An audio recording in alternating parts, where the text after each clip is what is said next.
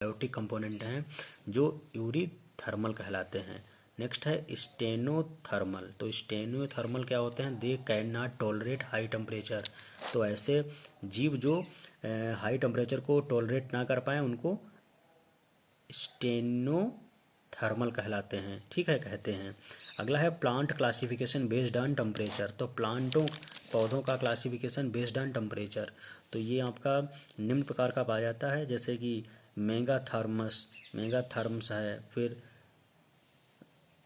मेसथर्म्स है, फिर माइक्रोथर्म्स है, और लास्ट आपका है हेकिस्थर्म्स। ओके, तो सबसे पहले बात करते हैं मेगाथर्म्स क्या होता है। तो plants adopted to living in high temperature, example tropical rain forest. तो ऐसे प्लांट जो एडॉप्ट करते हैं लिविंग इन हाई टेम्परेचर, ज़्यादा टेम्परेचर में पेड़ पाए जाते हैं, उनको हम मेगाथर्म्स बोलते हैं। तो इसका एग्जाम्पल है ट्रॉपिकल रेन फॉरेस्ट। ट्रॉपिकल जो फॉरेस्ट हैं वो इसके एग्जाम्पल हैं। नेक्स्ट आपका है मेजोथर्म्स। तो मेजोथर्म्स का मीनिंग क्या होता है? To living high and low temperatures. तो ऐसे पौधे जो हाई और लो टेम्परेचर में पाए जाते हैं उनको मेसोथर्म्स बोलते हैं। इसका एग्जांपल है ट्रॉपिकल डिसाइडस फॉरेस्ट। तो ट्रॉपिकल डिसाइडस फॉरेस्ट इसके सबसे अच्छे एग्जांपल हैं। इसके बाद है माइक्रोथर्म्स। तो माइक्रोथर्म्स क्या है? To living low temperature. जो पेड़ पौधे या वनस्पति जो कम टेम्परेचर में पाई जाती है उसको बोलते हैं माइक्रोथर्मस। तो इसका एग्जांपल है मिक्स्ड कैनिफरस फॉरेस्ट। तो मिक्स्ड कैनिफरस फॉरेस्ट इसका सबसे अच्छा एग्जांपल है। इसके बाद आपका है हेकिस्टोथर्मस। हेकिस्टोथर्मस क्या है? To living in extremely low temperature. ऐसे जंगल, ऐसे पेड़ पौधे जो सब बहुत कम टेम्परेचर में पाए जाते हैं उनको हेकिस्टोथर्मस कहलाते हैं, हेकिस्टोथर्मस कहते हैं। जैसे कि टुंड्रा प्रदेश में पाए जाने वाले जंगल, इसका एग्जांपल आप कह सकते हो एल्पाइन फॉरेस्ट्स। तो एल्पाइन फॉरेस्ट सबसे बेस्ट इसका एग्जांपल है। ओके, तो ये ठंडे प्रदेशों में पाए जाते हैं।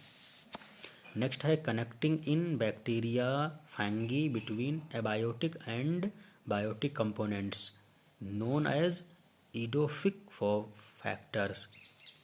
Soil formation is called paedogenesis.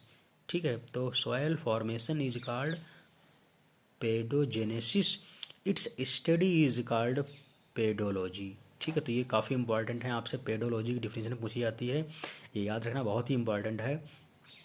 Soil formation is called paedogenesis, और पेडोजेनेसिस की स्टडी करने की जो प्रोसेस है वो आपकी पेडोलॉजी कहलाती है। ठीक है, काफ़ी इंपॉर्टेंट है। ओके, इसको अच्छे से नोट डाउन कर लेना, पेडोलॉजी से क्वेश्चन पूछा जाता है। ओके, नेक्स्ट आपका है loamy soil is best for plant growth due to its high water holding capacity. तो इसमें ज़्यादा पानी को होल्ड करने की कैपेसिटी है, high aeration and root penetration की एबिलिटी है। It is also has humus. तो इसमें सबसे खास बात होती है कि इसमें ह्यूमस होता है। In ancient times soils used to be classified as उर्वरा मीन्स फर्टाइल एंड ऊसर मीन्स होता है स्टराइल और फर्टाइल का अपोजिट होता है स्टराइल।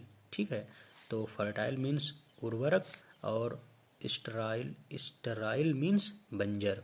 ठीक है, जिसमें कोई पेड़ पौधे उत्पन्न ना हो। नेक्स्ट है decomposers are organisms which digests dead and decaying materials extremely. इसका एग्जांपल है बैक्टीरिया एंड फंगी। ठीक है, तो डिकम्पोजर्स कहलाते हैं ये। डिकम्पोजर्स की तो ये कई बार पूछा गया क्वेश्चन आपसे है एग्जाम में। Decomposers are organisms which digests dead and decaying materials extremely. इसका एग्जांपल बैक्टीरिया और फंगी हो गया। ठीक है, नेक्स्ट आपका है डिट्रीटिवर्स क्या होता है? Organisms can mechanically break down the material extremely but have to digest it internally। ठीक है, तो ये इसकी डेफिनेशन है डिटरीटिवोर्स की। ओके, इसका एग्जांपल है अर्थवॉर्म या वुड लाइस या सी कमकम्बी। ठीक, तो इसको बोलते हैं जलकुंभी। ठीक है, और जो लकड़ी में दीमक लगती है, इस प्रकार की चीज़ें ये इसके एग्जाम्पल हैं। ओके, नेक्स्ट है सोयल डिकम्पोजिशन। तो सोयल डिकम्पोजिशन की जो प्रोसेस है वो ये चार्ट से आप समझ सकते हो। सबसे पहले फ्रेगमेंटेशन होता है, उसके बाद लीचिंग, फिर कैटाबोलिज्म, फिर ह्यूमिफिकेशन, उसके बाद आपकी मिनरलाइजेशन होती है। 5 इसमें स्टेप्स हैं और ये पूरी प्रोसेस है फ्रेगमेंटेशन से मिनरलाइजेशन की। ठीक है, इसको देखते हैं। सबसे पहले फ्रेगमेंटेशन क्या होता है? Breaking detritus into small particles by detritivores earthworm. ठीक है, तो ये आपकी प्रोसेस फ्रेगमेंटेशन कहलाती है।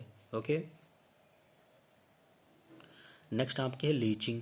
तो लीचिंग क्या है? Water soluble nutrients move into soil origin deep soil.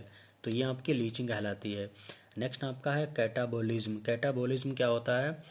Bacterial and fungal degradation by enzymes complex molecules become simple. ठीक है, तो bacterial and fungal degradation by enzyme complex molecule आपके सिंपल बन जाते हैं। ओके, अगला है ह्यूमिफिकेशन। तो ह्यूमिफिकेशन क्या है? Accumulation of humans. ठीक, मनुष्यों के रहने के लिए इससे चीज़ें बनती हैं। Okay, accumulation of humans. Next आपका है मिनरलाइजेशन। तो मिनरलाइजेशन मीनिंग है humans is slowly human is slowly degraded by microbes and organic nutrients are released very slow because depends on water temperature और लो ऑक्सीजन लेवल। ठीक है, तो ये आप क्या कहलाती है? मिनरलाइजेशन कहलाती है। मीन्स मिनरल जो इंसानों को की वृद्धि धीरे धीरे करते रहते हैं। ठीक है, एज डिकम्पोजिशन इंक्रीजेज। तो जब डिकम्पोजिशन इंक्रीज करता है तो प्रोसेस उसकी देखते हैं क्या होती है। लिटर के बाद डफ, डफ के बाद मोर, मोर के बाद मल। तो लेटर का मीनिंग होता है वेरी लेस डिकम्पोजिशन और मल आपकी एक्सट्रीमली डिकम्पोजिशन होता है। ठीक है, तो इसको एक चार्ट से देखते हैं, चार्ट से कैसे क्या बनता है सारी चीज़ें। तो लिटर, डफ, मोर और मल को एक चार्ट से समझते हैं। तो लिटर आपका जो होता है डिकम्पोजिशन में सबसे वेरी लेस डिकम्पोजिशन होता है और मल आपका एक्सट्रीमली डिकम्पोजिशन कहलाता है, याद रखना। ठीक है, ये पूछा जा सकता है। ओके, कि इंक्रीजिंग ऑर्डर बताइए लिटर, डफ, मोर और मल में। Okay, on the basis of decomposition. तो ये आपकी देखिए लिटरल जोन है। ये लिटरल जोन लाइट प्रेजेंट होती है, यहाँ पे प्रेजेंटेड है। सम प्रेजेंस ऑफ लाइट यहाँ पे होती है, ये लिमेटिक जोन कहलाती है। ओके, इसके बाद आप देखिए अब्सेंस ऑफ लाइट में क्या क्या होता है। अफोटिक जोन होती है, प्रोफंडल होता है, अबिजल होता है, पेलेजिक होती है और बेंथिक, हेडेलिक और अभिजल जोन। ये सभी जोन होती हैं अब्सेंस ऑफ लाइट में। ठीक है, और इन दोनों का जो जंक्शन होता है वो न्यूट्रिक जोन कहलाता है। ठीक है, ये काफ़ी इंपॉर्टेंट है, ये याद रखना। इन सब चीज़ों को आगे हम डिस्कस कर रहे हैं, लेकिन ये चार्ट बहुत इंपॉर्टेंट है। अब्सेंस ऑफ लाइट में ये चीज़ें हो सकती हैं और प्रेजेंस ऑफ लाइट में आपकी लिटरल जोन और लिमेंटिक जोन होती हैं। ठीक है, और इन दोनों को जंक्शन करने वाली जो ज्वाइन करने वाली जो जोन है वो नेट्रिक जोन कहलाती है। ओके, तो हम बात करते हैं लिटरल जोन की। तो लिटरल जोन क्या होता है? Found the near bank, near shallow water. तो छिछले जो जल होता है, कम पानी उसके किनारे पाई जाती है, तो ये लिटरल जोन कहलाती है। नेक्स्ट आपका है लिमेंटिक जोन। तो लिमेंटिक जोन आपकी होती है नाइदर टू डीप और सैलो, ना तो ज़्यादा गहरे और ना सैलो होना चाहिए water level. Well lit open surface water away from the shore. This is main photosynthesis body and products produces lakes oxygen and, ये लेक्स वगैरह में पाई जाती है, lakes oxygen and food to support lake consumers. तो ये आपकी lake में पाई जाती है, याद रखना ये लेक है, ठीक है। तो फोटोसिंथेसिस बॉडी, और ये प्रोड्यूस करती है लेक ऑक्सीजन, और फूड सपोर्ट लेक्स कंज्यूमर्स के लिए फूड बनाती है। ओके, नेक्स्ट आपका है प्रोफंडल, एबिजल, पिलेजिक, बेंथिक और हेडेलिक एफोटिक जोन। तो इसके कई नाम है, ये काफ़ी इंपॉर्टेंट है, ठीक है। ये वेरी डीप जोन में पाई जाती है, वेरी वेरी डीप, काफ़ी गहरे जोन में होती है, जहाँ पे पानी की मात्रा बहुत ज़्यादा होती है। Very deep zone where there is no penetration of light, जहाँ पे प्रकाश का पेनिट्रेशन बिल्कुल ना हो सके, ठीक। तो नेरिटिक जोन अगला होता है। नेरिटिक जोन क्या होती है? तो नेरिटिक जोन आपकी shallow shores region of marine zone.